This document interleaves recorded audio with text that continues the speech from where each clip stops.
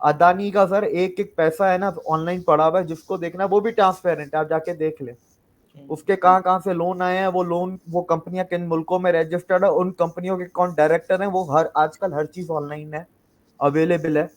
और जो कहते हैं ना कि ये मोदी ने अदानी को ऊपर किया है, देखें मोदी अदानी को पाम ऑयल का जो लाइसेंस था 89 में राजीव गांधी कांग्रेस ने दिया, अदानी को पोर्ट नरसिम्हा राव कांग्रेस 93 में दिया। अंबानी की भी बात कर लेते हैं, Reliance retail Ambani Manmohan Singh Congress 2005, Ambani 4G licence Manmohan Singh Congress 2013, Adani Ambani को 11 कॉन्ट्रैक्ट दिए 11 हाईवेज के, किसने दिए? कांग्रेस ने दिया। टीआर बालू डीएम के कांग्रेस ने, ठीक है। फिर केरला का विजन पोर्ट है जो अदानी को दिया, जो कि कम्युनिस्ट गवर्नमेंट है और मनमोहन सिंह के टाइम पे दिया। और अगर आप इंडिया की मैं कोई भी मिनिस्ट्री खोल लू ना, मैं एक डीआरडीओ और मिनिस्ट्री ऑफ डिफेंस के अलावा मैं इंडिया की चाहे कोई भी मिनिस्ट्री खोल लूँ, मुझे उसकी ऑडिट रिपोर्ट से लेके मुझे उसकी इनकम एक्सपेंसेस खर्चे, इवन मोदी जी कहाँ कहाँ गए, कितने खर्चे हुए, उनके प्लेन में फ्यूल कितने का डला, मुझे यहाँ ये तक मैं ऑनलाइन बैठ के निकाल सकता हूँ। मैं निकाल सकता हूँ, मतलब पूरी दुनिया निकाल सकती है, क्योंकि मुझे इंडियन आइडेंटिटी की जरूरत ही नहीं है ना। आपने अपने टेबल पे रखा, उसको स्कैन किया डिजी, हाँ बिल्कुल, स्कैन किया डिजी लॉकर में, उसको आपने डिजी लॉकर में शेयर कर ये दिया। आधार कार्ड है डिजी लॉकर में मेरा। बिल्कुल बिल्कुल। हेलो एंड वेलकम फ्रेंड, मैं हूं मुजफ्फर चौधरी और आप देख रहे हैं हमारा यूट्यूब चैनल परफेक्ट रिएक्शन। दोस्तों, एक तरफ हमारे साथ मौजूद हैं दिव्य कुमार जी, किसी तारुफ का मोहताज नहीं है, पाकिस्तान के अंदर ये बिजनेस भी करते हैं और पाकिस्तान के जो मसाइल हैं, हर किस्म के मसाइल के ऊपर ये इनको इल्म है और खुलकर इस पर बात भी करते हैं। और दूसरी तरफ इंडिया से जो झांसी शहर है वहां से हमारे साथ मौजूद है कन्हैया जी। आप दोनों को मैं अपने इस शो में खुशामदीद कहता हूँ, वेलकम कहता हूँ। आज हम जो पाकिस्तान और इंडिया के जो मसाइल हैं बिजनेस के, उसके ऊपर बात करेंगे। तो आपको खुशामदीद है, वेलकम टू द शो। शुक्रिया शुक्रिया सर बुलाने के। नमस्कार मुजफ्फर भाई। अच्छा दीपक भाई, पहले आपसे मैं जानूंगा कि आप थोड़ा सा हमें बताइएगा कि आप पाकिस्तान के अंदर बिजनेस भी कर रहे हैं और आप अकाउंटिंग और हर चीज को भी बड़े अच्छे तरीके से समझते हैं। तो बताइएगा कि पाकिस्तान के अंदर जो आम एक बिजनेसमैन है, उसको गवर्नमेंट की तरफ से आया कुछ सहूलतें मुयस्सर होती है, या आम तौर पर एक जो बिजनेसमैन है उसको किन किन मसाइल का सामना होता है पाकिस्तान में? देखिए, अगर आप आम बिजनेसमैन की बात करते हैं तो मतलब वो मतलब छोटे लेवल पे बिजनेस हो गया, एसएमईज या एमएसएमईज हो गए, तो देखिए उनको तो हजार किस्म की मुश्किलें का सामना करना पड़ता है और उसमें आप गवर्नमेंट सपोर्ट नहीं मिलता आपको। जैसे बिजनेस की रजिस्ट्रेशन से लेके, जहाँ से आप शुरुआत करते हैं, रजिस्ट्रेशन से लेके बैंक अकाउंट से लेके, उसके बाद जाके आप बिजनेस करेंगे ना, तो बिजनेस की तो बात ही बात आती है। आधा बंदे की जो हिम्मत है या जो एक उसकी मोटिवेशन होती है, वो आधी इन प्रोसेस में खत्म हो जाती है, क्योंकि उसमें तंग इतना करते हैं, उसमें भी फिर आपकी रिश्वतें चलती हैं। रिश्वतें कैसे कि जल्दी काम करवाना है तो रिश्वत दो, नहीं तो फिर हम अपने हिसाब से काम करेंगे, जब हमारा मूड होगा तब हम करेंगे, तुम्हारी साइनें करेंगे। अब जीएसटी है, जैसे सेल्स टैक्स है, हमें जाके उधर करना पड़ता है रजिस्टर्ड, इनकम टैक्स जाके करना पड़ता है। दुनिया में ऐसे नहीं होता, दुनिया में ऑनलाइन आपके हो जाते हैं, बिजनेस भी ऑनलाइन रजिस्टर्ड हो जाते हैं, ट्रेडमार्क का है, आपका लोगो है, ये सारी आपके ऑनलाइन रजिस्टर्ड हो जाती है। दूसरा, यहाँ पर कानून छोटे बिजनेसेस के लिए बहुत ज्यादा मुश्किल कर दिया है। जैसे अगर आपको प्राइवेट लिमिटेड कंपनी खोलनी है या पब्लिक लिमिटेड खोलनी है, तो उसमें भी इतनी मुश्किल वो उन लोगों ने शर्तें लगा दी हैं और उसका कैपिटल, जो मिनिमम कैपिटल शेयर जो होता है या कैपिटल इन्वेस्टमेंट होती है, जो स्टार्टिंग की शेयर कैपिटल, वही इतना ऊपर रख दिया है कि वो नॉर्मल बंदा ओपन ही नहीं कर पाता, वो उसी में टूट जाता है। उसके बाद आपके ये जो सीए है पाकिस्तान में, जो सीए का कबाल है। अगर आप लीगल बिजनेस कर रहे हैं, देखिए जो भी बिजनेस करता है ना, उसका पॉइंट ऑफ व्यू होता है कि इस बिजनेस को मुझे ग्रो करना है, तो आपको बिजनेस ग्रो करने के लिए आपको पहले दिन से लीगली चलना पड़ता है पेपर वर्क से, क्योंकि वो चीजें आपको आगे जाके बहुत फायदा देती हैं, फंडिंग में, एक्सपोर्ट्स में, इधर उधर गवर्नमेंट स्कीम्स में फायदा देती हैं। लेकिन इधर वो स्टार्टिंग में सीए भी इतने लाखों मांग लेते हैं, अगर बिजनेस में आज शुरू कर रहा हूँ कि कमाई आने में 6 महीने, साल, सवा साल तो लगेगा, उधर आपके पहले साल में सीए ही आपसे बोलते हैं 5-6 लाख दे दो। उधर तो एक तो सीए का बाल भी पाकिस्तान में बहुत ज्यादा है, रिश्वतें हैं तो उसमें भी तंग करते हैं। मैंने एक एस्टिमेट लगाया था, जैसे अगर मैं फैक्ट्री लगाना चाहूँ, जो small scale factory, cottage industry है, एमएसएमई जो होती है, जी। वो लगाना चाहूँ तो पाकिस्तान में सवा साल लगेगा, इंडिया में 3 महीने लगते हैं, पूरी क्लियरेंस, रजिस्ट्रेशन, बैंक अकाउंट, हर चीज करके। मैं फॉर एग्जाम्पल एक छोटा सा देता हूँ, एक अगर आपको बिजनेस अकाउंट खुलवाना है सिंपल दुकान का, तो दुकान के बिजनेस अकाउंट के लिए आपको सवा महीना लगेगा, 5 हफ्ते। तो गवर्नमेंट की तरफ से कोई पॉलिसीज ऐसी नहीं है कि जो एसएमई सेक्टर को प्रमोट करने के लिए उन्हें कुछ इस तरह को अलग अलग से कुछ काउंटर बनाए गए हो, या कुछ उन्हें, जैसे पाकिस्तान के अंदर मुख्तलिफ शहरों के अंदर चैम्बर ऑफ कॉमर्स है, पूरी दुनिया के अंदर है, तो वहां से कुछ एसएमई सेक्टर के लिए कोई खुसूसी तौर पर कोई इस तरह की सहूलत आपको नहीं मिलती कि जो आपके जो प्रॉब्लम हो उनको सॉल्व किया जाए, या कुछ भी ऐसा कुछ भी नहीं होता पाकिस्तान के अंदर? नहीं देखिए, वो ऐसी कोई स्कीमें है ही नहीं। जो रियायतें मिलती है वो बहुत बड़े बड़े बिजनेसमैन को मिलती हैं, जिनकी प्रॉपर जो एक प्रॉपर हम जिसे कहते हैं फैक्ट्री हो या प्लांट लगे हुए हो, उनको फायदे मिलते हैं। और देखें, एसएमई और एमएसएमई की शर्तें ही ऐसी लगा देते हैं, रिक्वायरमेंट ही ऐसे लगा देते हैं कि मेरे हिसाब से तो वो पे अगर मैं वो रिक्वायरमेंट पूरी करूं तो वो एसएमई कहाँ रहेगी, वो तो एमएसएमई होगी, क्योंकि उसकी शेयर कैपिटल ही इतना ऊपर कर देते हैं, रिक्वायरमेंट ऐसी लगा देंगे। एमएसएमई की ऐसी रिक्वायरमेंट है जैसा लगता है मैं प्लांट लगा रहा हूँ, जबकि मैं छोटी सी कॉटेज इंडस्ट्री फैक्ट्री लगा रहा होता हूँ। तो वो शर्तें बहुत ऊपर कर दी हैं। अच्छा कन्हैया जी, आप बताइएगा, आपने सुना कि पाकिस्तान के अंदर जो आम एक जो स्मॉल बिजनेसमैन है उसको किन किन मसाइल का सामना, तो इंडिया के अंदर बताइएगा हमें, आपको इन मसाइल का सामना है, वहां पर क्या सूरत हाल है, वो जरा बताइएगा। एक तो मैं कहूँगा आज की तारीख में जो चल रहा है सिस्टम, वो तो ईज ऑफ डूइंग बिजनेस, जिसको ये स्लोगन दिया मोदी जी ने, ये पोस्ट मोदी जी जो भी डिफरेंस आए हैं वो एक अलग टाइम पीरियड है, और उनसे पहले का जो टाइम पीरियड था 1947 से लेके और मान लीजिए आप 2014 तक, तो जो पहले का टाइम था वो परमिट टाइम, बहुत लेवी सिस्टम था, बहुत एक कंट्रोल्ड सिस्टम था। और मैंने बिजनेस स्टार्ट किया 1994 में, तो उस टाइम में सारा काम मैनुअल था। तो मेरा जो फर्स्ट एक अपना फर्म थी, उसको रजिस्टर कराने के लिए एक वकील के पास जाना रहता था, उसके बाद फिर वो एप्लीकेशन लगाएगा, फिर वो दुनिया भर का प्रोसेस चलेगा, आपको 3-4 महीने 5 महीने में आप बिजनेस रन कर पाओगे एक रजिस्टर्ड फर्म के हिसाब से। और जैसे स्टार्ट कर रहे हो, अनरजिस्टर्ड फर्म भी होती हैं जो जिनके पास कोई वैट रजिस्ट्रेशन, उस टाइम वैट चलता था, वैट से पहले एक और था कमर्शियल टैक्स सिस्टम रहता था, उसको सेल्स टैक्स बोलते थे जिसको, तो वो एक रिजीम थी। उसके बाद चूंकि ग्रेजुअली ये इम्प्रूव होता गया सारी चीज़ें, लोगों को बिजनेस करने में डर न लगे, या कोई इस तरह का फ्रस्ट्रेशन फील ना हो, या किसी तरह का उनके साथ कोई ऐसा ना हो कि कोई भी उनको किसी तरह से परेशान करे। अब एग्जाम्पल के लिए बताएंगे कि जब जीएसटी आया तो सारा सिस्टम ऑनलाइन है। आज हमको डे टू डे वर्क के लिए हमें किसी अपने लीगल एडवाइजर के पास, किसी एडवोकेट के पास, किसी सीए के पास नहीं जाना पड़ता है। सारा कुछ हमारे यहाँ जो 12th पास या जो भी होंगे 10th पास, वो बंदे जो काम कर रहे होंगे वो भी कर लेते हैं सारा कुछ। उनको जैसे अभी बोला दिवेक भाई ने कि फर्म स्टार्ट करने, मतलब बिजनेस तो बाद में होगा, फर्म स्टार्ट करने के लिए जितने भी लीगल प्रोसेस हैं, जो उसके रजिस्ट्रेशन हैं, या पैन कार्ड है, जीएसटी रजिस्ट्रेशन है, जो भी सारी चीजें करनी है उसको, तो उसमें ही बहुत सारा टाइम किल हो जाएगा। यहाँ पर ये पोजीशन है, सारा कुछ अब सिंगल क्लिक है। आपने ऑनलाइन जीएसटी की साइट पर गए, क्लिक किया, अपना जो भी वो डॉक्यूमेंट मांगते जाएंगे, अपने वहाँ से उनको देते गए रिक्वायरमेंट जो भी की, विद इन 15 मिनट आपका सारा रजिस्ट्रेशन हो गया।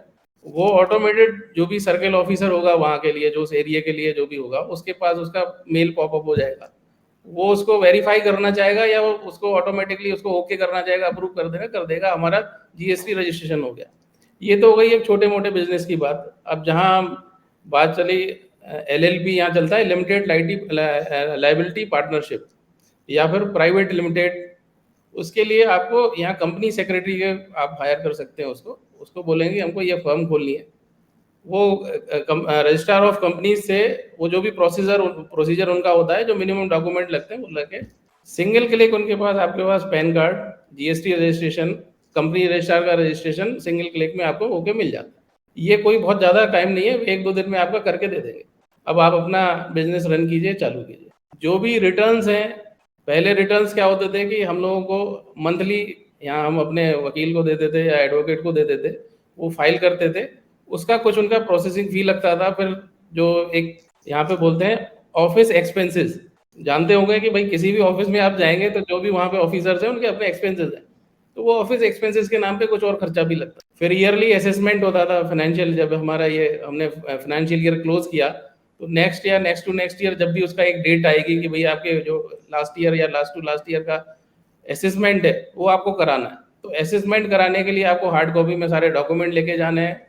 वो कंसर्निंग ऑफिसर के पास जाएंगे, वो 10 तरह के उसमें कमी निकाल सकता है या लकुना निकाल सकता है कि ये इसमें ये प्रॉब्लम है, ये प्रॉब्लम है, यहाँ पे आपने ये गलतियाँ की है, तो वो कुछ भी आपको पेनलाइज कर सकता है। तो उस पेनाल्टी से बचने के लिए, हैरासमेंट से बचने के लिए आप कुछ ना कुछ उनको फैसिलिटेट करते थे और आपका काम हो जाता। लेकिन फिर भी बहुत ईजी था सिस्टम वो। टोटल ब्लैकमेलिंग लगभग लगभग खत्म है। किसी भी तरह से अगर आप थोड़े बहुत पढ़े लिखे हैं, थोड़ा बहुत कंप्यूटर जानते हैं, तो आप ये सारा काम, किसी के लिए ज़रूरत नहीं है कि आपको कोई थर्ड पार्टी आपको हायर करनी पड़े, कोई भी आपको एडवाइज़र या कोई भी आपको ज़रूरत पड़े, ईज़िली काम हो जा रहा है। फर्म रजिस्ट्रेशन से लेके रूटीन बिजनेस में और असेसमेंट तक ये सब ऑटोमेटेड है। आपको एनुअल असेसमेंट भी नहीं कराना है टैक्स ऑफिसर के पास जाके, वो सारा ऑटोमेटेड सिस्टम पे है। अगर कोई रैंडमली किसी की इंक्वायरी कोई है तो वो आके आपको कोई इलेक्ट्रॉनिक आपको ईमेल से आपको नोटिस आएंगे, उसका अगर रिप्लाई दे देंगे तो सेटिस्फैक्ट्री रिप्लाई है तो आपका एज इट इज असेसमेंट हो गया।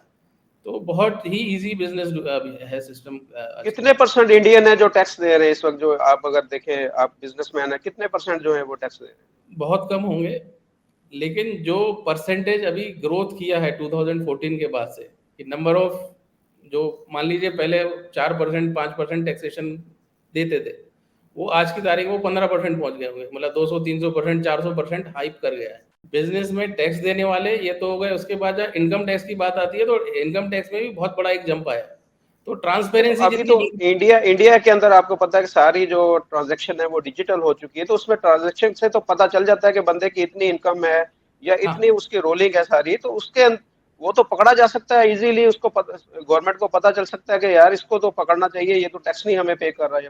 ऐसा है कि एक बेसिक लेवल पे तो ट्रांसपेरेंसी बहुत ज़्यादा बढ़ी है, लेकिन क्योंकि जब भी कोई सिस्टम बनता है तो उसमें बहुत सारे लूपहोल निकल भी सकते हैं और लोग उसका मिसयूज भी कर सकते हैं। लेकिन जो पहले इस तरह के मिसयूज के चांसेस अगर मान लीजिए 60% या 80% या 90% थे, तो वो रिड्यूस हो गए, वो 20% तक आ गए। लोगों का एक माइंडसेट चेंज हो गया है। अब जब वो हेरेसमेंट नहीं देख रहे हैं, टाइम नहीं लग रहा है, तो वो कहते हैं ठीक है, पेमेंट हम टैक्स देना है, गवर्नमेंट को देना है, प्लस जो ग्रोथ दिख रही है बिजनेस में या जो और भी डे टू डे एक्टिविटी में या इंफ्रास्ट्रक्चर ग्रोथ दिख रही है, तो उनको लगता है कि ठीक है, जस्टिफाइड है, ये टैक्स दिया, हम तो सुकून में है, टेंशन फ्री है, कोई दिक्कत नहीं। तो लोग मोटिवेट हो रहे हैं कि हम सही काम करें, सही तरीके से काम करें, व्हाइट में काम करें, इसको व्हाइट में या जिसको बोलते हैं ऑन बुक्स काम करें, वो इस तरह से कर रहे हैं लोग यहाँ। अच्छा देविक भाई, आपसे मैं जानूंगा कि जैसे इन्होंने बताया कि बड़ा इजी सिस्टम इंडिया के अंदर, हर चीज को, अगर कोई आपने फॉर्म रजिस्टर्ड करनी है या टैक्स नेट में आना है या जो भी चीज है, आपने इंपोर्ट एक्सपोर्ट जो भी करना है, तो उसके लिए अब आपको मीडिएटर की जरूरत नहीं, कि साथ में कोई बंदा की जरूरत नहीं है कि जो आपको सहूलत फराहम करे। पाकिस्तान के अंदर आप कैसे देख रहे हैं कि जो, एक तो आप ये बात की कि आपको कोई अकाउंट खुलवाना पड़ता है या कोई भी प्रोसीजर वो बहुत लंबा हो जाता है, उसके साथ साथ आया ये पाकिस्तान के अंदर कोई भी बिजनेस है उसको ग्रो करने के लिए जो एक एनवायरनमेंट होता है, गवर्नमेंट से कोई सब्सिडी मिलती है इलेक्ट्रिसिटी में, या कोई उसे लोन मिलता है कम जो है इंटरेस्ट रेट में, इस तरह की कोई पाकिस्तान में सहूलत है आप लोगों को, बिजनेसमैन को? देखे ना, छोटे बिजनेसमैन को तो लोन्स इधर वो देते ही नहीं है ना, बैंक वाले। और दूसरा, पाकिस्तान में विदाउट मॉर्गेज वाले लोन का तो इधर कॉन्सेप्ट ही नहीं है। इंडिया में तो फिर भी विदाउट मॉर्गेज आपको छोटे मोटे लोन्स एसएमईज को दे देते हैं, और अभी तो और भी बढ़ाने वाले हैं यूपीआई के थ्रू। एमएसएमईज के लिए, बड़े लोन के लिए भी वो अभी, मेरे कल परसों देख रहा था यूपीआई के हेड का मैं इंटरव्यू, कह रहे थे एमएसएमईज को भी अब लोन दिए जाएंगे विदाउट गारंटी और बड़े अमाउंट्स के। पाकिस्तान में तो छोटे बिजनेसेस को तो मॉर्गेज पे भी लोन बहुत मुश्किल से देते हैं, और इंटरेस्ट रेट तो माशाल्लाह हमारे दुनिया में कितने हैं, मेरे ख्याल में 20 को भी क्रॉस कर गया, 22-23% है, I think so, if I am not wrong. क्योंकि आज से 1-1.5 साल पहले तो 16% था। अगर इंडिया की, जैसे सर ने कही ईज ऑफ बिजनेस, तो जैसे 2014 में इंडिया की ईज ऑफ बिजनेस 142 थी, अभी 62 है। तो मोदी जी के आने से 79 का जंप आया 9 सालों में। एक और बात जैसे इन्होंने की, आपने पूछा कि टैक्सेस कितने लोग देते हैं, क्योंकि ट्रांसपेरेंसी आ गई है, 70% पेमेंट्स आपकी डिजिटल होती हैं, तो वो पकड़ा भी जा सकता है। इंडियन गवर्नमेंट अभी इन चीज़ों पे फिलहाल लीनियंट है। लीनियंट क्यों है? उसकी वजह है कि ट्रांसपेरेंसी तो आ गई ना।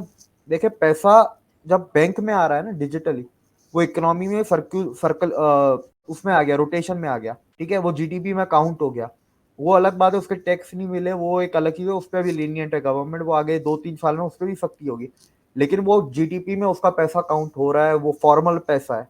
एक जो कैश का धंधा होता है ना, वो जीडीपी में कभी काउंट ही नहीं होगा, आपकी जीडीपी में ऐड नहीं होता जो कैश के धंधे करते हैं।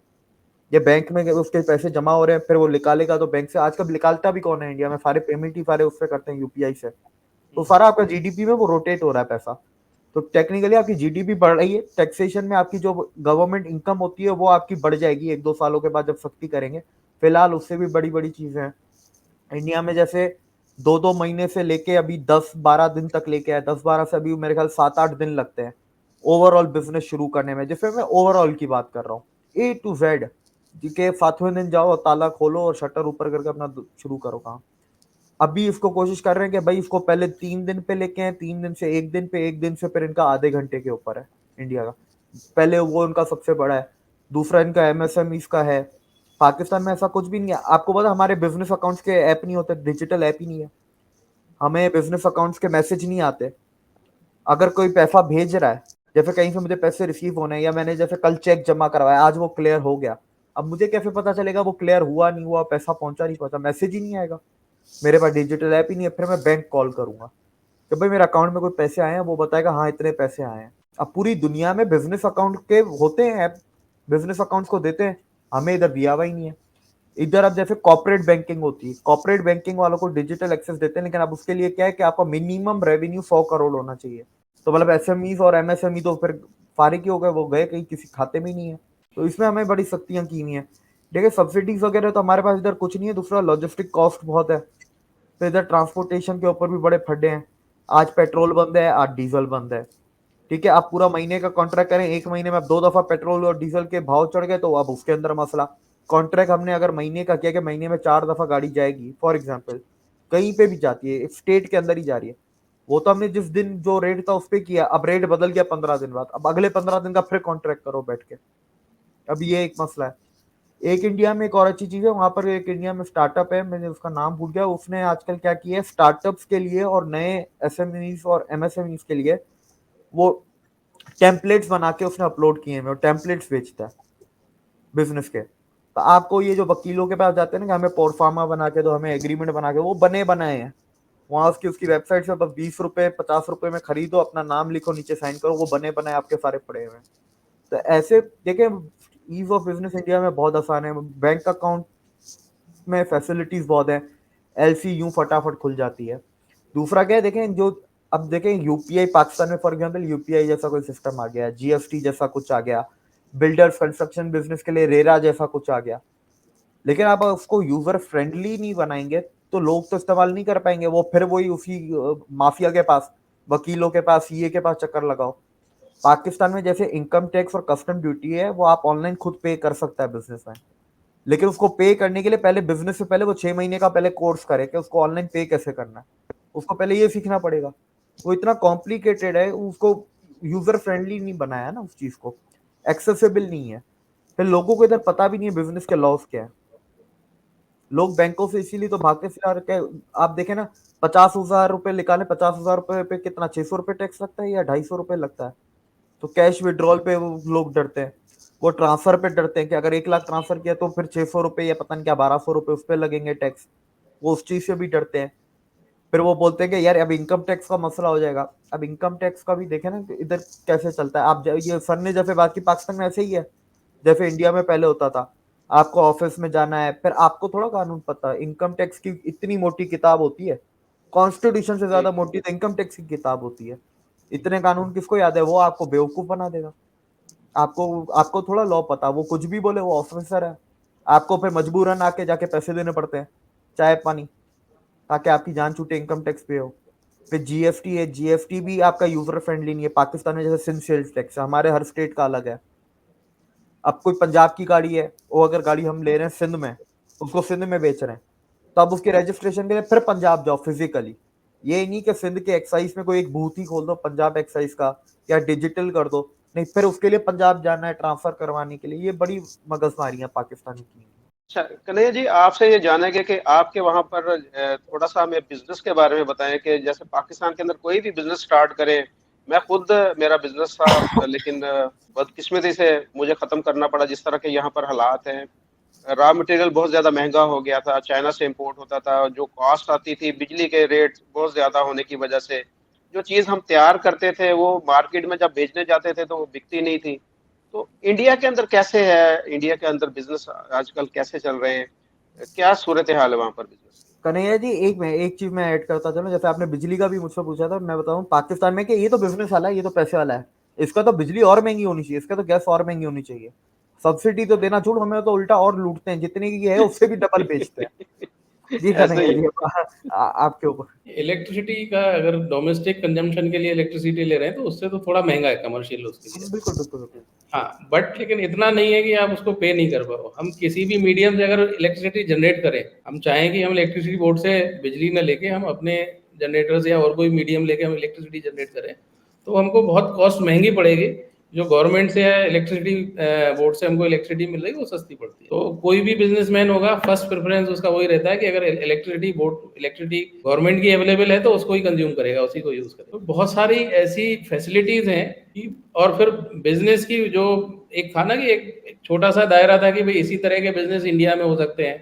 बाकी चाइना का जो बीमारी वहाँ है पाकिस्तान में, यहाँ भी वही बीमारी थी कि यहाँ के जो फेस्टिवल में जो मूर्तियां भी बनती थी या खिलौने या दिए भी बनते थे, दीपावली के दिए भी चाइना से आते थे। तो एक ऐसा था कि लोगों की कॉस्ट यहाँ भी नहीं आती थी, कैसे लेकिन कैसे चाइना से जान कैसे छुड़ाई आप लोगों ने? चाइना से तो बहुत सारे सेगमेंट में जान छूटती गई, क्योंकि वो सारी चीजें जब ईज ऑफ डूइंग बिजनेस के लिए गवर्नमेंट रेडी है, फैसिलिटी देने के लिए रेडी है, सब्सिडी देने के लिए रेडी है, और आपको काम करने के लिए सहूलियतें यही हो कि भाई आपको कोई परेशान न करे, प्लस जो वाजिब दाम पे आपको चीजें मिल जाएं, बिजली है, या जैसे यहाँ पे इंडस्ट्रियल एरिया में आपको छोटा मोटा कोई एक इंडस्ट्री लगानी भी है तो वो सब्सिडाइज रेट पे आपको लैंड मिल जाएगी, सब्सिडाइज रेट पे सारा कुछ हो जाएगा। तो आपके लिए ईजी है कि आप बिजनेस को कर पाए। जब अगर ये गवर्नमेंट फैसिलिटी नहीं देगी और बहुत सारे मीडिएशन बीच में होते जाएंगे कि ब्लैकमेलर होते जाएंगे कि कोई उसमें कोई इस तरह से कि जिसके पास लैंड ओनर है वो उसको ब्लैकमेल करे, या फिर उसमें बहुत सारे डिपार्टमेंट्स हैं वो अलग अलग तरीके से आपको अप्रोच करना पड़े वो ब्लैकमेल करे। तो जैसे मोदी जी ने सबसे पहले तो सबसे इजी जो है टैक्सेशन में किया, जीएसटी आया तब। पहले हर स्टेट का अलग टैक्स, हर कमोडिटी के लिए अलग टैक्स होता था। सपोज एट टेक्सटाइल में यहाँ 0 टैक्स था पहले, या मान लीजिए कोई गुड्स है, इलेक्ट्रॉनिक गुड्स में यहाँ मान लीजिए 10% टैक्स है, तो दूसरे स्टेट, किसी स्टेट में हो सकता है 5% टैक्स हो, आपके जो नेबर स्टेट है, और हो सकता है कि वो 20% हो। तो वो कंपटीशन, बहुत सारी चीजें कंपटीशन हो जाती थी, अगर लोकल में बिजनेस डेवलप नहीं हो पाता था या वो स्पॉइल हो जाता था, आपस में इंटरस्टेट ट्रेडिंग उस तरह की हो जाती थी, इलीगल ट्रेडिंग बहुत सारी होती थी, बिना बिल के मटेरियल आ गया कि टैक्सेशन वहाँ कम है। तो जैसे मोदी जी हर चीज में वो वन नेशन वन टैक्स इस तरह से करके उन्होंने स्लोगन दिए हैं कि one nation one ration card, तो ये बहुत सारी चीजों में उन्होंने कर दिए। तो जैसे टैक्सेशन के लिए एक टैक्स हो गया, तो सिंगल टैक्स पूरे ऑल इंडिया में एक ही टैक्स है, तो हमारे ये लिमिटेशन स्टेट नहीं है, तो हम पूरे चलो ये तो कंट्री। टैक्स की तो बात होगी ना, आपने बता दिया टैक्स। उसके अलावा मैं पूछ रहा हूँ कि आपके जो बिजनेस के सूरत हाल है वो कैसी है? बिजनेसमैन जो है वो उनको कुछ और इसके अलावा भी सहूलतें मिलती हैं, जैसे कोई लोन, कोई सस्ता लोन उनको मिले, या बिजली के रेट में कुछ उन्हें हो, सब्सिडी मिलती हो? बिजली में सब्सिडी नहीं है, लेकिन रेट बहुत नॉमिनल है। बिजली का यहाँ जो रेट है करीब 10 रुपया पर यूनिट या 12 रुपये पर यूनिट सारे टैक्स लगा के पड़ता है, जो मेरे ख्याल से 40-50 रुपए में भी नहीं है पाकिस्तान, अगर आप नहीं, कमर्शियल यूज पाकिस्तान में ज्यादा, पाकिस्तान में 60-70 रुपए। कमर्शियल यूज के लिए आपका, तो अगर हम डिफरेंस ऑफ प्राइस भी लगा लें तो भी ज्यादा रेट है यहाँ से। दूसरा जो अभी दिविक जी ने बताया था, जो एक तो बैंक को लेके कि जो इतने एक्सपेंसेस लगते हैं, टैक्सेशन लगता है कि हमको अगर मनी ट्रांसफर करनी है तो 600 रुपए पर लाख लगता है, यहाँ 0 पे नहीं, आप 1 रुपए से लेके 100 करोड़ भी ट्रांसफर करोगे तो आपको कोई पैसा ट्रांजेक्शन के लिए बैंक को नहीं देना है, और आपके पास एक्सेस है सारा। हमको 50 रुपए भी, वो तो यूपीआई का बताया है, बाकी जो इंटरनेट बैंकिंग है मेरे पास, तो इंटरनेट बैंकिंग से हम जितना भी बिजनेस फंड कहीं ट्रांसफर करें उसका कोई भी चार्जेस नहीं है। ये गवर्नमेंट की तरफ से फैसिलिटी है कि भाई आपको कोई टैक्स इस तरह के चार्जेस नहीं पड़े। दूसरा जो ये बैंकिंग में बताया, बैंक के लिए बहुत इजी है। लोन जैसे बताया वहां पे आपने, दिव्य जी ने कि करीब 20% करीब शायद बताया, और यहाँ जो लोन है, जो मेरी कैश क्रेडिट लिमिट मेरे फर्म में जो है 8.8% ईयरली, तो हमको 1% से भी कम में मंथली उसका हमको उसका इंटरेस्ट देना पड़ता है। तो अगर ये इतने कम उसमें पैसा मिल जा रहा है तो हमारे लिए बिजनेस करने के लिए इजी है कि हम कंपटीशन में आ सकते हैं उसके। अगर इंटरेस्ट रेट ही इतना हाई होगा तो कैसे बिजनेस हो पाएगा। अच्छा, कोई इस तरह के मौके भी होते हैं कि आप एक्सपोर्ट अगर करना चाह रहे हैं तो गवर्नमेंट आपको कुछ वहां पर फैसिलिटीज देती है, आपको कुछ तरह का प्लेटफॉर्म भी मुहैया करती है कि जी आप एक्सपोर्ट करें, कुछ इस तरह की भी है वहां पर सहूलत? बिल्कुल, बहुत सिंगल विंडो सिस्टम है उसमें भी, आपको उसके लिए मोटिवेशन भी मिलता है, प्लस आपको टैक्सेशन में रिलेक्शन बहुत है। इनकम टैक्स के नाम पे आपका 0 है, जीएसटी 0 हो जाता है, आप जो एक्सपोर्ट कर रहे हैं उसमें आपको टैक्सेशन कुछ भी नहीं है, उसको भी सारा ऑनलाइन सिस्टम है कि आपने उसको आपको प्रूव करना है कि आपने डायरेक्ट एक्सपोर्ट किया है, तो वो सारा कुछ ऑनलाइन सिस्टम है, सारा कुछ आपने ऑनलाइन सारा कुछ सबमिट किया और सारी रिबेट आपको मिल जाएंगी। तो वो भी आपको पे करने के बाद रिफंड नहीं मिलना है, वो रियल टाइम पे आपको वो पैसा टैक्सेशन में नहीं देना है, ना जीएसटी देना है, और एनुअल उस पे इनकम टैक्स पे भी उसको उसमें पूरा रिबेट मिल जाएगा। देविक भाई, आपने बातें सुनी उनकी कि इंडिया के अंदर क्या क्या उन्हें सहूलतें मिल रही हैं। अगर यही सहूलतें आपको पाकिस्तान के अंदर मिले या पाकिस्तान के अंदर होनी चाहिए, इस पर क्या कहेंगे कि पाकिस्तान की इस वक्त जो इकोनॉमी बैठी हुई है, जो हर पाकिस्तान का जो इंडस्ट्रियलिस्ट है या जो भी बिजनेसमैन है वो परेशान है, तो ये सारा कुछ होना चाहिए पाकिस्तान के अंदर भी। अगर ये हो जाए तो आप समझते कि पाकिस्तान की इंडस्ट्री अपने पाँव पे खड़ी हो सकती है? देखें, ये एक बहुत बड़ा एक्सपेक्ट है बिजनेस का, लेकिन ये one of the major pillar है। इसके बाद लॉ एंड जो ऑर्डर आता है, जस्टिस आता है, आपको पाकिस्तान में फिर वो भी सुधारना पड़ेगा। ये करके आप कंपनी को अट्रैक्ट कर लेंगे, वो तैयार हो जाएंगी, 50% वो तैयार हो जाएंगी कि ठीक है हम आ रहे हैं पाकिस्तान में बिलियंस ऑफ डॉलर्स लेके। लेकिन बाकी 50% के लिए आपको लॉ एंड ऑर्डर और जस्टिस सिस्टम को सुधारना पड़ेगा, जो कि सबसे मुश्किल काम पाकिस्तान में वही है। देखिए, दो तीन चीजें मैं और बताऊं। देखिए, जैसे पाकिस्तान में अगर कोई किसी कंपनी को स्टॉक मार्केट पे लिस्ट करना है, आईपीओ लगाना है अपना, 3 साल की हिस्ट्री चाहिए। इंडिया में 1 साल की हिस्ट्री चाहिए। अगर 1 साल पुरानी कंपनी है और उसके पेपर वगैरह सारे पूरे ऑडिटेड है बिग फोर से, तो वो बॉम्बे स्टॉक एक्सचेंज पे जाके अपनी कंपनी का आईपीओ करवा सकता है। तो आप पैसे कैसे रेज कर रहे हैं? जिसको बैंक के काफी लोग होते हैं जो बैंक से पैसे रेज करना पसंद नहीं करते, वो आईपीओ से ज्यादा प्रेफर करते हैं। दूसरा होता है कि आप पैसों का रूट बहुत आसान करें। बिजनेस ईज तो इंडिया के अंदर हो रही है ना, जब बाहर से जब इन्वेस्टमेंट आती है तो उसका रूट भी आसान होना चाहिए। इंडिया में जो ज्यादातर जो पैसे आते हैं वो या तो मॉरिशस के थ्रू आते हैं या नीदरलैंड के थ्रू आते हैं, क्योंकि इंडिया की उनके साथ ट्रीटी है और उन मुल्कों की यूरोप और अमेरिका के साथ ट्रीटी है, तो पैसे लाना भी आसान है। और उसके साथ साथ देखें, दूसरी दो तीन चीजें हैं। जैसे आपने पूछा कि चाइना के साथ आप चाइना से जान कैसे छुड़वाई, तो लास्ट टाइम हमने बात की थी कि जब हमें पता ही नहीं तो हम कैसे बोले कि रातों रात हर चीज बैन कर दो चाइना से। तो इंडिया में बहुत कितनी 8,000 चीजें बैन की हैं, 8,000 वो बैन कर दी। अब इंडिया में हर चीज पब्लिक है, पता है उनको कॉन्ट्रैक्ट है, हमारी तरह हो, हमें पता ही नहीं एग्रीमेंट में लिखा क्या है। दूसरी चीज है लैंड बाय गवर्नमेंट। इंडिया में एक जमीनों का लीज का सिस्टम भी बहुत है, हमारे पास इधर लीज का सिस्टम नहीं है। इधर जमीनें किराए पे या लीज पे नहीं दी जाती, इंडिया में बहुत है। दूसरा, गवर्नमेंट से भी लीज मिलती है, और गवर्नमेंट के खुद के भी अपने होते हैं। जैसे यूपी गवर्नमेंट का मुझे पता है, नोएडा में उन लोग गवर्नमेंट की जमीन है, उसको गवर्नमेंट ने क्या किया, उसके ऊपर यूं निशान बना दिए प्लॉटों के, प्लॉटिंग कर दी है। अब उसको वो गवर्नमेंट रेट्स पे, सब्सिडाइज रेट पे, मतलब ना होने के बराबर जितने रेटों पे एकड़ों की जमीन है वो लिस्टेड है। आप जाओ, आपको जितनी साइज की जमीन चाहिए यूपी गवर्नमेंट में जाओ, पे करो, ले लो। लीज पे लेनी है, लीज पे लो। वही जमीन अगर आपको खरीदनी है तो आप खरीद भी सकते हो।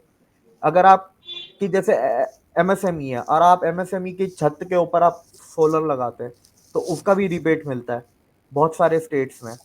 ठीक है, उसके बाद अगर आप देखें डिजिटल सर्टिफिकेशन, देखिए जो बड़ी कंपनियां होती हैं, आप स्टार्टिंग से कोशिश करते हैं कि हमारे पास सर्टिफिकेशन हो।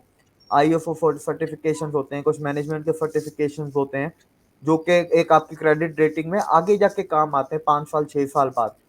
तो इंडिया में वो सारे काम भी डिजिटल है। इधर हर चीज वो जाके आपको पब जाके करनी पड़ती है। अगर आप कोई न्यू टेक्नोलॉजी लेके आ रहे हैं जो कि पूरे इंडिया में नहीं है, ठीक है, या इंडिया में बिल्कुल कम है, 2-3 लोगों के पास है, तो ऐसी न्यू टेक्नोलॉजी पे तो गवर्नमेंट आपकी ड्यूटियां भी खत्म कर देती हैं उस मशीनरी की। वो ड्यूटी भी नहीं लगने देगी और आपको जमीनें फ्री और टैक्स फ्री, पता नहीं क्या क्या हर चीज फ्री कर देती है उसके ऊपर। लॉजिस्टिक्स, इधर हमें कोई, जैसे हमने ट्रकों की बात की, अब ट्रकों के लिए हमें पीछे भागना पड़ता है लॉजिस्टिक्स के लिए। इंडिया में अभी मेरे ख्याल से 7-8 महीने पहले लॉजिस्टिक का पोर्टल वो बनाया है, जिसको पूरे इंडिया में कहीं की भी ट्रक, कहीं से भी कुछ भी आपको truck, plane, ship, waterway, train कुछ भी बुक करना है, वो एक पोर्टल पे आप गवर्नमेंट की जाए, उधर इंडिया की सारी लॉजिस्टिक कंपनीज बैठी हुई है, हर किस्म की, चाहे प्लेन की हो, ट्रेन की हो, वो आपको वहां पर अब हर चीज ऑफिस में बैठ के। ये ऑफिस के धक्के कम हो गए हैं कि आप इधर जाओ उधर जाओ। एक पाकिस्तान में तो एक बंदा इसी के लिए होता है, मोटरसाइकिल पे जिसको रखा हुआ होता है, जब बैंक जाइए करके आ जाता है, उस ऑफिस में जाओ, कागजात पहुंचा के आ जा। तो ये भी एक इशू है। फिर इंडिया में एक डिजी लॉकर है। पाकिस्तान में है कि भाई आपके अगर ऑफिशियल या आपके जैसे क्या कहते हैं लेटर हेड है या कोई ऑफिशियल डॉक्यूमेंट है, तो आपको कोरियर करने पड़ते हैं, उसका फोटो स्टेट नहीं चलता। ठीक है, इंडिया में डिजी लॉकर है, आपने अपने टेबल पे रखा, उसको स्कैन किया, डिजी, हाँ बिल्कुल, स्कैन किया डिजी लॉकर में, उसको आपने डिजी लॉकर में शेयर कर ये दिया। आधार कार्ड है डिजी लॉकर में मेरा। बिल्कुल बिल्कुल। तो देखें काम इतने आसान है इंडिया में। पाकिस्तान में अब रेरा है, आप देखें बिजनेस के साथ साथ कस्टमर्स को भी तो आसानी होनी चाहिए। रेरा मैं कहता हूं कि एक रेवोल्यूशनरी प्लेटफॉर्म है इंडिया का, जिसने आपके इलीगल कंस्ट्रक्शंस बंद करवा दिए, जो आपकी स्कीमों में फ्रॉड होते हैं, प्लॉट खरीद के 2 मंजिल बना के बुकिंग कर ली, फिर गायब बिल्डर, वो खत्म करवा दिया है। सेफ्टी एंड सिक्योरिटी, अब कंस्ट्रक्शन में भी उन लोगों ने क्या किया है यार, अगर lead platinum, lead gold, lead silver certified building होगी तो आपको उस कंस्ट्रक्शन में उसको भी रिबेट्स मिलते हैं, उसके अंदर भी उसको कुछ ना कुछ सब्सिडी दे देते हैं अगर आपकी इको फ्रेंडली वो है तो। अब पाकिस्तान में मैं अपना एग्जांपल देता हूँ, जब मैंने अपना वर्कशॉप शिफ्ट करने से पहले, वर्कशॉप की एक टेक्नोलॉजी है जो कि पूरे एशिया में अभी तक नहीं है, यूरोप में, अमेरिका में है, एशिया में नहीं है, ना मिडिल ईस्ट वगैरह कहीं पे भी नहीं है। तो वो है कि वर्कशॉप में आप फैक्ट्री जैसा पेंट जॉब आपका हो जाए, ठीक है। इटली की कंपनी थी, मैंने मांगी तो मुझसे उल्टा और पैसे मांग लिया रिश्वत के तौर पे। तो फिर मैंने तौबा की, मैंने बोला ऐसे करना है क्या, क्योंकि पाकिस्तान में ऐसी टेक्नोलॉजी लाके भी ज्यादा से ज्यादा मैं 3 शहर तक ही एक्सपेंड कर पाऊंगा, कराची, लाहौर, इस्लामाबाद। मैंने फिर दुबई कर दिया, खत्म कहानी, निकल गए हम लोग। कन्हैया जी, आप बताइए कि ये जो सारी डेवलपमेंट हुई है, इसमें आप कितना शेयर मानते हैं कि ये मोदी जी की गवर्नमेंट का है? अगर मोदी जी की गवर्नमेंट ना होती तब भी इंडिया इस वक्त जो पोजीशन है इकोनॉमी की, ऐसे ही होता है, या इसमें खास तौर पर इनकी एफर्ट बहुत ज्यादा है बीजेपी की? बीजेपी बेसिकली कंपैरेटिवली ट्रांसपेरेंट इनका गवर्नेंस है एक्चुअली इनका। और ट्रांसपेरेंसी जब टॉप लेवल पे जो बैठा है वो अगर ट्रांसपेरेंसी रखता हो तो डाउन द लाइन वो ट्रांसपेरेंसी आती है। फिर दूसरा उनका विजन है, उनके पास जितनी एक्सपर्टीज है, जैसे अभी देविक जी इंडिया नहीं आए कभी, लेकिन उनके पास बिजनेस की, यहाँ की लोकेलिटी की, यहाँ के माहौल की, इंफ्रास्ट्रक्चर की इतनी नॉलेज है। और सेम मोदी जी को क्या क्या नॉलेज है, जो उनके इंटरेक्शन में लोग रहते हैं वो भी बड़े से बड़े जो लर्नेड लोग हैं वो भी कहते हैं कि सब इनकी नॉलेज तो बहुत ज़्यादा है, मेमोरी उनकी बहुत ज़बरदस्त है, किसी किसी नई चीज़ को समझने का उनका जो वो है ग्रास्पिंग कैपेसिटी है वो भी बहुत ज़बरदस्त है। और क्योंकि उनका कोई पर्सनल इंटरेस्ट नहीं है, ना उनको अपने लिए चाहिए ना अपने वालों के लिए चाहिए, उनके लिए पूरी कंट्री अपनी है। नहीं, कहा जाता है अडानी जो ग्रुप है उसमें इनका भी शेयर है, कोई ऐसी हकीकत है बात? सर अगर आपका शेयर किसी कंपनी में हो और आपके घर वाले बिल्कुल एक नॉर्मल सी लाइफ जिए, ऐसा करेंगे आप कभी? जहाँ सैकड़ों हजारों करोड़ रुपए के वो आते हो, क्या नाम है, प्रॉफिट्स आते हो, आपके घर वाले क्या वो साइकिल पे भी नहीं रहेंगे? ऐसे करेंगे क्या कि एक कमरे के मकान में या 4 कमरे के घर में रहेंगे? आपके पास तो विला होंगे। तो ब्लेम करने के लिए देखिए क्या होता है कि कोई भी अगर ट्रांसपेरेंट काम करने के लिए होगा तो उनके एंटी कौन बनेंगे? जो माफियागिरी वाले लोग होंगे, चाहे माफिया पॉलिटिक्स हो, माफिया बिजनेस हो, वो उनके एंटी होंगे। लेकिन जब धीरे धीरे करके देखेंगे कि अब हमारी दाल नहीं गलने वाली है, तो हर आदमी एक ट्रैक पे आ जाएगा। जब ट्रैक पे आएगा तो टोटल नेशन ग्रो करेगा। जब तक ट्रांसपेरेंसी नहीं है कि पता ही नहीं रहेगा, कि हम मेजर ही नहीं कर पाएंगे कि बिजनेस में प्रॉफिट कितना आ रहा है, क्या हो रहा है, कैसे नहीं हो रहा। सेम वहां पर है, आपके पास आपका बिजनेस जो टेक्सटाइल बिजनेस आप करते थे, अगर उसमें आपके चेक्स एंड कंट्रोल्स नहीं होंगे, उसकी नॉलेज नहीं होगी, जो आपकी टीम काम करने वाली होगी, ट्रेडिंग वाली, अकाउंट वाली जो होगी, उसका आपके पास नॉलेज नहीं होगी या उनको आप कंट्रोल नहीं कर पाएंगे, आपका बिजनेस कितना भी कमाएगा आपको पता ही नहीं चलेगा कि क्या बिजनेस में ग्रोथ हो रही है, क्या प्रॉफिट आए। सेम वो नेशन के साथ है।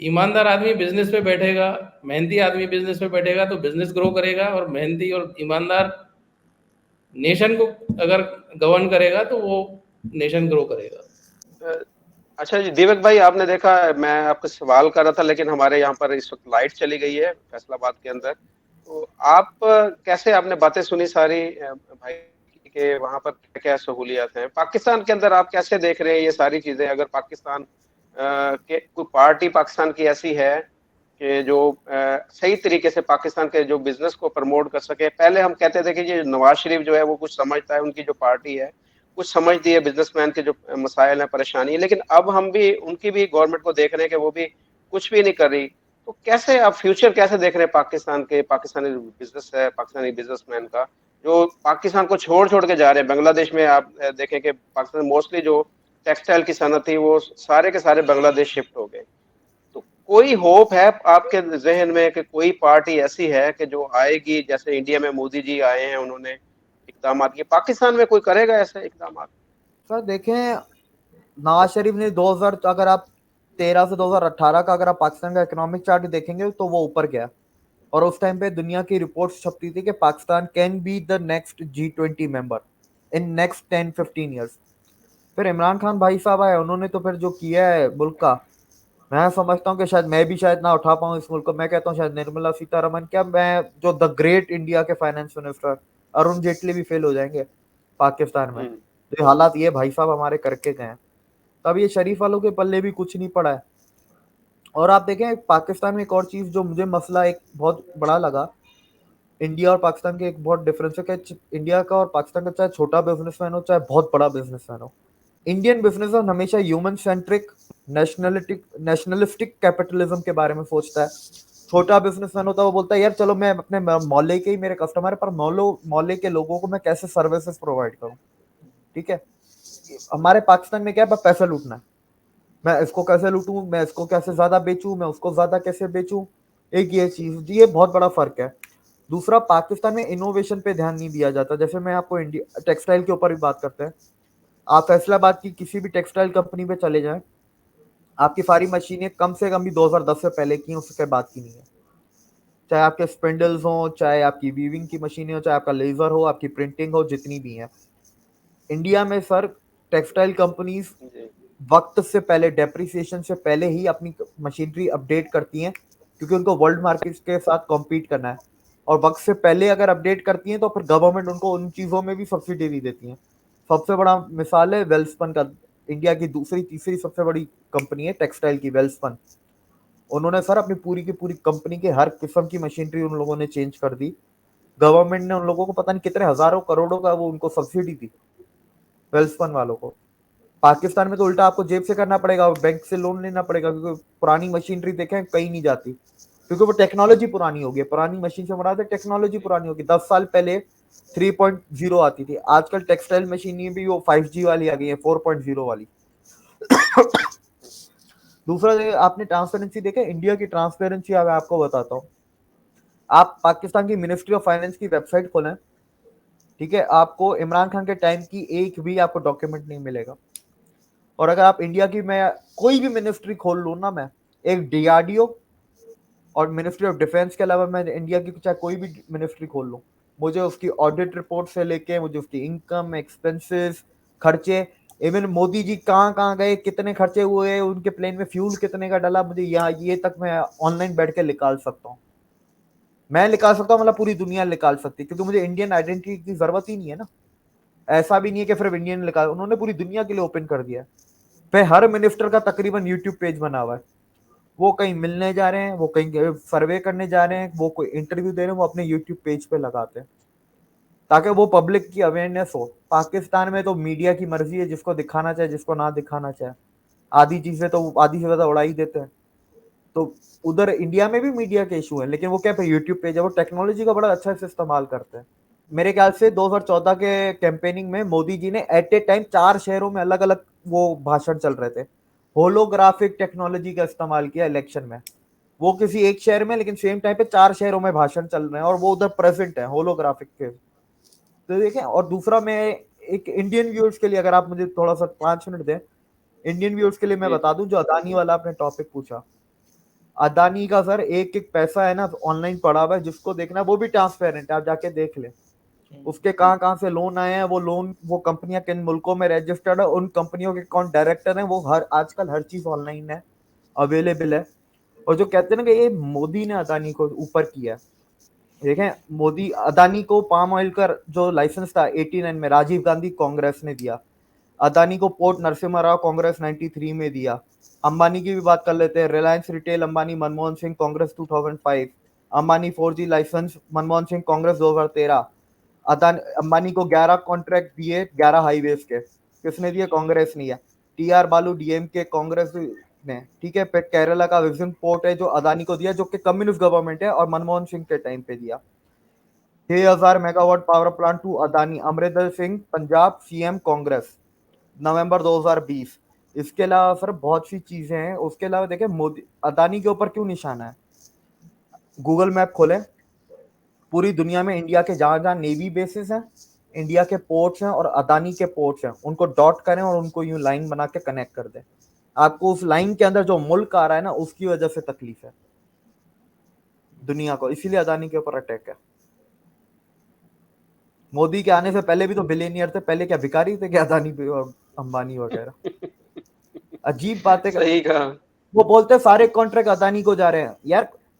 आप देख रहे हैं प्रोपागेंडा कैसे होता है? क्या ये अदानी को उठा के 6 एयरपोर्ट दे दिए, 4 एयरपोर्ट जीएमआर ग्रुप को गए हैं और 2 एयरपोर्ट एक साउथ इंडियन कंपनी को MEL को गए, मेगा इंजीनियरिंग इंफ्रास्ट्रक्चर लिमिटेड। और उनकी जो बिडिंग थी वो ऑनलाइन पड़ी हुई है पब्लिकली, उनकी बिडिंग मुझे पता है कौन सी कंपनी ने कितने लगाए हैं, लेकिन 6 एयरपोर्ट अदानी को गए। तो अब उसके ऊपर भाई अदानी ने ज्यादा पैसे लगाए, ट्रांसपेरेंट बिडिंग है, तुम जाके देख लो ऑनलाइन।